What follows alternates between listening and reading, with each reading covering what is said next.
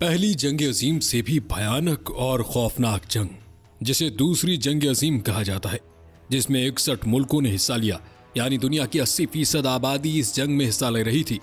इसमें यहूदियों की तादाद 1 अरब से जायद थी और तकरीबन 40 मुल्कों की सरजमीन जंग से मुतासर हुई और 5 करोड़ के लगभग लोग हलाक हुए। सबसे ज्यादा नुकसान रूस का हुआ, तकरीबन 2 करोड़ रूसी मारे गए। आज की वीडियो में हम दूसरी आलमी जंग के बारे में जानेंगे, कब, कैसे और किसने ये जंग स्टार्ट की, क्यों की और इसमें सबसे ज्यादा किन मुल्कों का नुकसान हुआ। आप ये सब जानेंगे इस वीडियो में। कहा जाता है जो 1 सितंबर 1939 से 2 सितंबर वर्ल्ड वॉर 2। तो चलिए वीडियो का आगाज करते हैं दूसरी जंग अजीम, जिसे दूसरी आलमी जंग 1945 तक जारी रही। इस जंग में 61 से ज्यादा ममालिक शामिल थे। यह है इसरू टीवी और दूसरी आलमी जंग की सीरीज की दूसरी वीडियो के साथ मैं हूं आपका होस्ट सनाउल्लाह, राइटर है मिस्टर शौकत अली।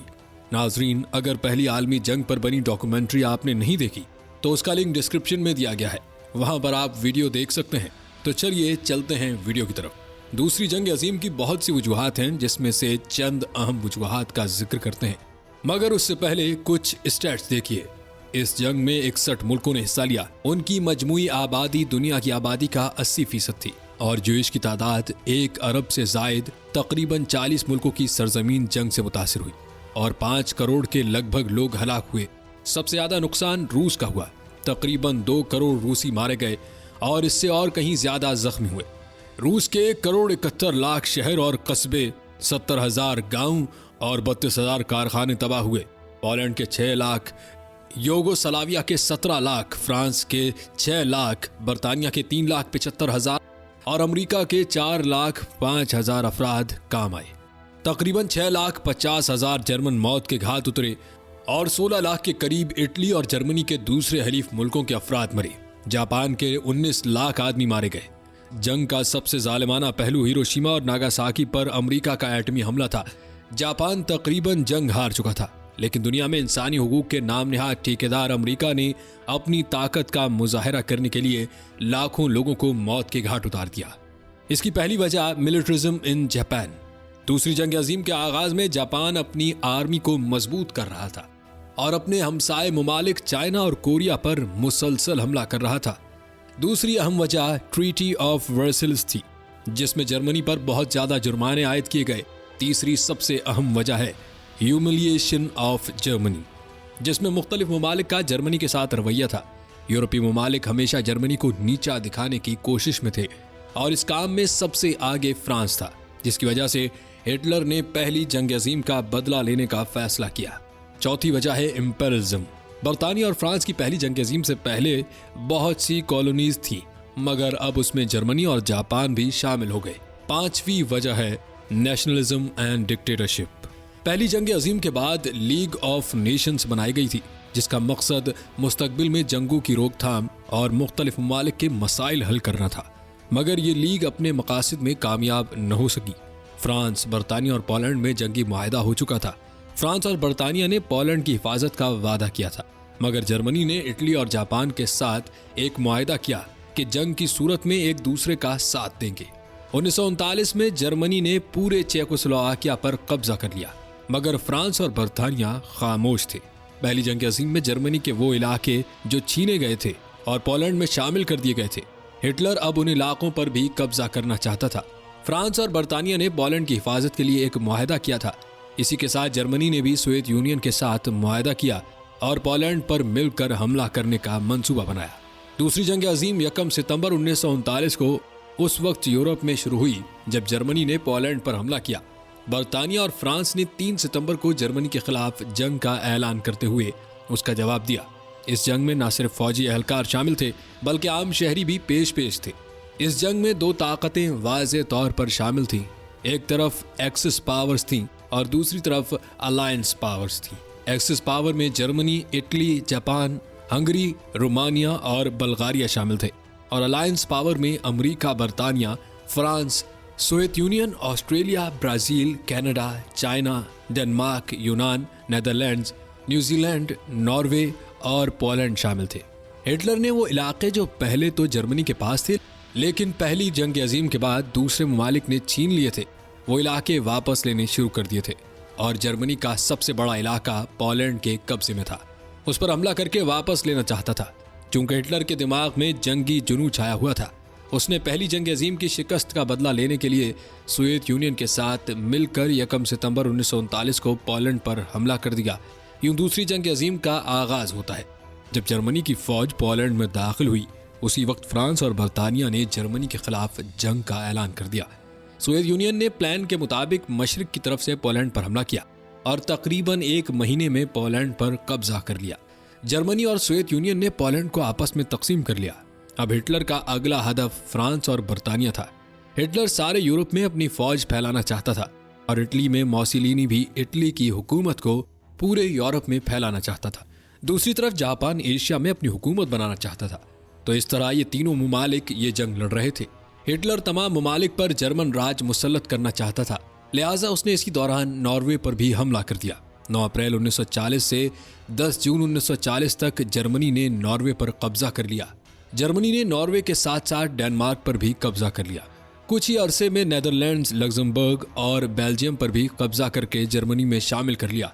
जून 1940 तक हिटलर ने अब महसूस किया कि जंगी हथियार उसके पास भारी तादाद में जमा हो गए हैं, इसलिए उसने 1940 में ही फौज को फ्रांस की तरफ रवाना कर दिया और उस पर हमला कर दिया। फ्रांस के पास 8 लाख फौजी जवान थे, जबकि जर्मन के पास 15 लाख फौजी, 2000 टैंक और 1500 जंगी तैयारे थे। फ्रांस के लिए अब मुकाबला करना बहुत मुश्किल हो गया था। जर्मनी चंद ही दिनों में फ्रांस पर अपना मुकम्मल कंट्रोल हासिल करने में कामयाब हो गया। हिटलर ने फ्रांस के इसी कैंपिंग के जंगल में वही ट्रेन मंगवाई जिसमें तकरीबन 21 साल पहले फ्रांस और बरतानिया ने जर्मन हुकूमत से 11 नवंबर 1918 को आर्मस्ट्रस मुआहदे पर दस्तखत करवाए थे और हिटलर ने फिर 22 जून 1940 को इसी आर्मस्ट्रस मुआहदे पर दस्तखत करवाए। अब सूरत हाल कुछ इस तरह बन गई थी कि जर्मन फौजों ने पूरे यूरोप को फतह कर लिया था और तमाम इलाके अपने कब्जे में ले चुके थे।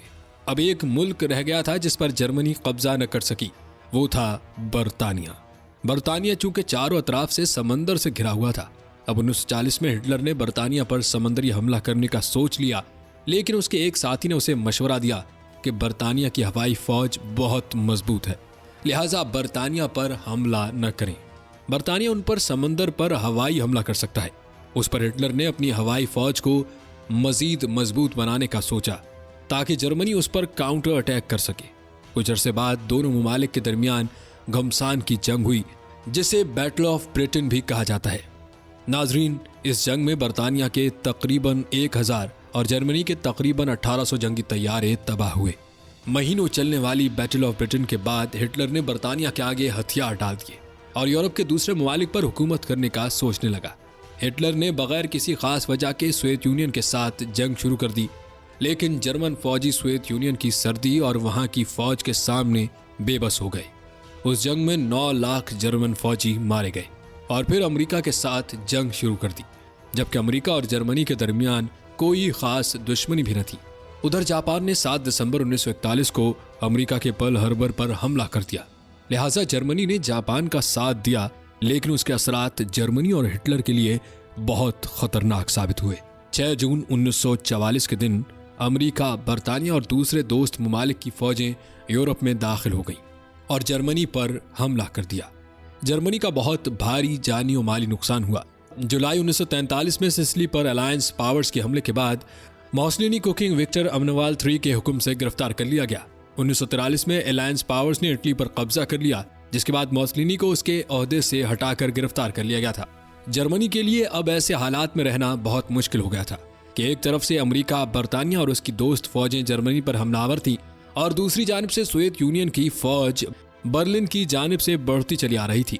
इन हालात में जर्मनी और हिटलर की हार वाज़ेह हो चुकी थी। हिटलर ने अपने आखिरी दिन बर्लिन में वाक़े फेरिर बंकर नामी एक रिहाइशगाह में गुजारे। ये बंकर बहुत मजबूत थी, लेकिन बर्लिन पर होने वाले तोप के गोलों के हमलों की वजह से उसकी छत और बुनियाद हिल गई थी। हिटलर को अपनी हार नजर आ रही थी। उसने अपने चंद अफसरों और करीबी दोस्तों को अपने पास बुलाया। सोवियत यूनियन की एक रिपोर्ट के मुताबिक हिटलर ने उन्हें कहा कि मुझे किसी भी हाल में दुश्मनों के हाथों नहीं पकड़ा जाना चाहिए। अगले दिन 30 अप्रैल 1945 को हिटलर ने लंच के बाद वालिद रिब्रैंड की ऑटोमेटिक पिस्तौल से खुदकुशी कर ली और यूं उसके साथ ही हिटलर की कहानी अपने इख्तिताम को पहुंची। जापान अभी भी जंग लड़ रहा था। उसने इस जंग के दौरान अमेरिका का भी बहुत भारी नुकसान किया। जापान अभी तक हार मानने को तैयार नहीं था। चुनाचे अमेरिका ने 6 अगस्त 1945 को जापान के शहर हिरोशिमा पर लिटिल बॉय एटम बम गिराया।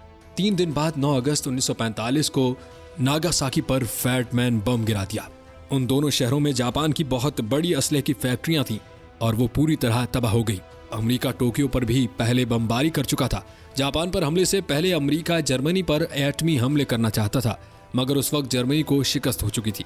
हिरोशिमा में तकरीबन 1 लाख और नागासाकी में तकरीबन 80,000 अमवात हुई और जो लोग जिंदा बच गए वो मुख्तलिफ बीमारियों का शिकार हो गए। अमेरिका के एटमी हमलों के बाद 15 अगस्त को जापान ने भी शिकस्त तस्लीम कर ली और उसके साथ ही दूसरी जंग अजीम का इख्तिताम हुआ। दूसरी जंग अजीम के बाद सोवियत यूनियन और अमेरिका दोनों सुपर पावर बनकर उभरी। जर्मनी को 2 हिस्सों में तकसीम कर दिया गया। मशरिकी जर्मनी सोवियत यूनियन और मगरबी जर्मनी फ्रांस, अमेरिका और बरतानिया के कब्जे में चला गया। इन 2 हिस्सों के दरमियान बर्लिन की मशहूर दीवार बनाई गई। 1990 में मशरिकी और मगरबी जर्मनी एक होने की वजह से दीवार तोड़ दी गई। दूसरी जंग अजीम के बाद यूरोप मुकम्मल तौर पर तबाह हो चुका था। यूरोप की सारी इंडस्ट्रीज तबाह हो चुकी थी। फ्रांस और बरतानिया अपनी ताकत खो चुके थे। दूसरी जंग अजीम में एक अंदाजे के मुताबिक कुल 17 से 85 मिलियन अफराद हलाक हुए, जो 1940 की आलमी आबादी का 3% था, जिसमें जंग से बराह रास्त होने वाले अमवात 50 से 56 मिलियन थी। इसके अलावा कुछ दूसरी वजूहात जिसमें कहत और कुछ जंग से वाबस्ता बीमारियां शामिल थीं, जिनसे तकरीबन 19 से 28 मिलियन अमवात हुई। वीडियो ख़त्म करने से पहले बताता चलूं कि इस जंग की वजह से जहां करोड़ों इंसानों को नुकसान हुआ, वहां खुशकिस्मती से हिंदुस्तान के लोगों को फ़ायदा हुआ। आज़ादी भी मिली क्योंकि बरतानिया की मईशत उस जंग की वजह से काफ़ी कमज़ोर हो गई थी और वो जनूबी एशिया के करोड़ों लोगों जो पहले ही बिखरी हुई थी उसको संभाल नहीं सकता था। और उस जंग की वजह से भारत और पाकिस्तान की आज़ादी की राह हमवार हुई। जंग के आलमी मंजरनामे पर दूररस असरात मुरतब हुए। ताज बरतानिया का सूरज गुरूब हुआ और जंग के बाद उसे अपनी कई नौआबादियात में से निकलना पड़ा, जिसमें हिंदुस्तान भी शामिल था। दूसरी जंग अजीम के बाद आलमी मंजरनामे पर 2 बड़ी ताकतें नमूदार हुईं, रूस और अमेरिका। इन 2 बड़ी ताकतों के दरमियान में सर्द जंग का आगाज हुआ, जिसकी वजह से कई छोटी जंगें लड़ी गईं। जदीद जमहूरी रियासतें और कम्युनिस्ट रियासतें इस जंग के बाद एक दूसरे के खिलाफ बरसरे पैकार हो गईं। ये थी आज की वीडियो। उम्मीद है पसंद आई होगी। मजीद हिस्ट्री पर बनी वीडियोस और डॉक्यूमेंट्रीज देखने के लिए सब्सक्राइब करें इसरू टीवी।